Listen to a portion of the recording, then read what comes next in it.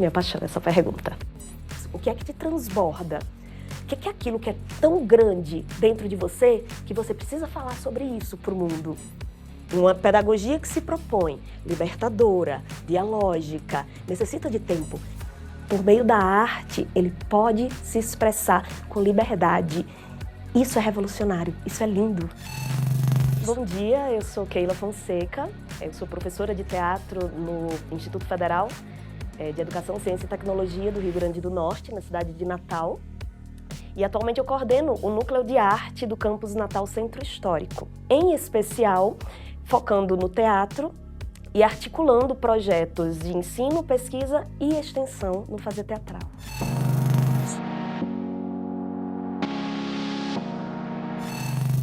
Como professores de teatro, eu acredito muito no poder que a gente tem de encantar os nossos estudantes. Muitos deles não têm acesso à arte teatral desde criança. Não sei como é aqui na Colômbia, mas no Brasil não é muito comum que os pais levem os filhos pequenos sistematicamente ao teatro. Então, muitos deles, o primeiro contato que eles vão ter com a arte teatral é dentro do nosso projeto de ensino Rocal Cênico. E aí eu não me limito a seguir um currículo. O currículo me pede para falar sobre a linguagem teatral, o que é um cenário, o que é uma iluminação, o que é uma sonoplastia. Eu vou além do que o currículo me dá. Eu preciso do contraturno porque eu quero que eles criem e eles experimentem na prática. O que como eu monto uma iluminação para dizer o que eu tenho a dizer para o mundo. Como eu monto uma cenografia para dizer o que eu tenho a dizer para o mundo.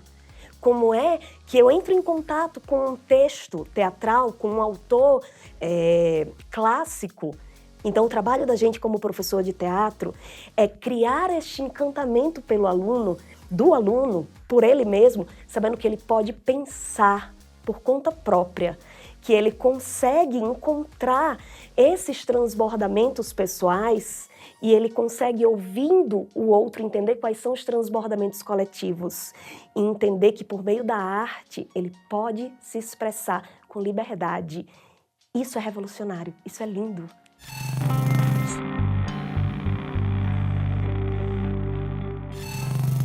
O maior desafio eu tento burlar com essa estratégia de fazer pesquisa e extensão.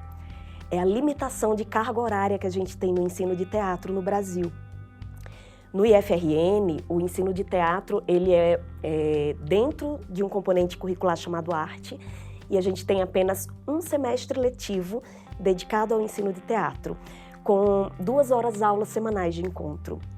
Ora, veja bem, uma pedagogia que se propõe, libertadora, dialógica, necessita de tempo para que as pessoas elas possam conviver, para que as pessoas possam se relacionar, descobrir os seus transbordamentos comuns dentro do exercício do jogo teatral. Em 2 horas semanais é muito difícil conseguir fazer isso. Então, no Núcleo de Arte, nós desenvolvemos um festival de teatro com estudantes secundaristas de todos os cursos, que se chama Rocal Cênico. O Rocal Cênico é desenvolvido a partir da pesquisa de um tema teatral, que pode ser um autor, que pode ser um período histórico, uma estética teatral, que pode ser um grupo de teatro também, mas ele parte de uma pergunta mobilizadora. O que é que te transborda? É uma metáfora. A metáfora do transbordamento como um copo quase cheio de água, que a última gota d'água faz com que ele se liberte, com que ele vaze, com que ele saia. Então, essa metáfora do transbordamento, a gente busca trabalhar com esses estudantes no sentido de comunitário mesmo, dos grupos de teatro que se formam em torno da pesquisa desse projeto.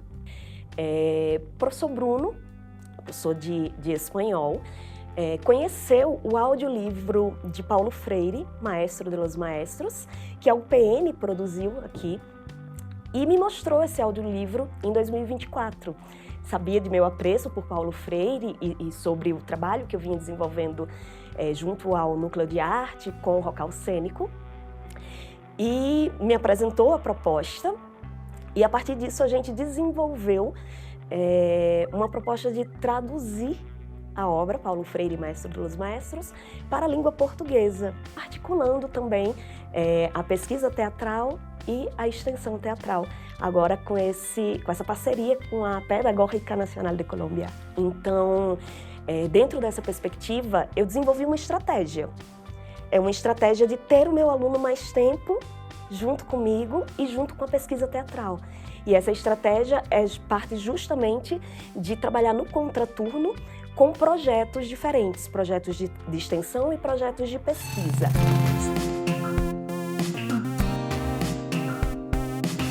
Um professor, seja ele de teatro, seja ele de qualquer outra área, ele não pode entrar na sala de aula dele sem que ele tenha antes planejado a sua aula com o mesmo rigor que um artista planeja o seu espetáculo. Tudo que acontece entre essa abertura e esse encerramento é dialógico, é contato, é improvisacional. Ele precisa ter em mente que essa abertura, ela precisa ser uma grande abertura. Ela precisa ser uma abertura que interesse, que desperte o prazer, a vontade de aprender. E ele tem um lugar onde ele quer chegar. Então ele precisa ir construindo as relações dentro desse público dele para ele chegar nesse lugar. E ele precisa estar aberto também ao improviso, ao diferente, à surpresa, aquilo que o seu aluno traz e que nem ele esperava. Mais do que isso, o bom professor, ele precisa ser um bom aluno. Ele precisa, nas palavras de Rancière, ser um mestre ignorante. Ele precisa entrar em sala de aula com aquele conhecimento acumulado que ele já tem, sim, ok, mas ele precisa entrar também que chega em sala de aula e que está pronto a desenvolver o conhecimento junto com seus alunos.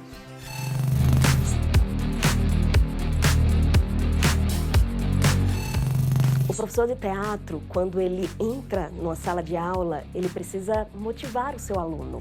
O jogo teatral, o jogo de uma forma geral, tem um autor chamado Huizinga que ele vai falar sobre as premissas do jogo, né? O que é o jogo?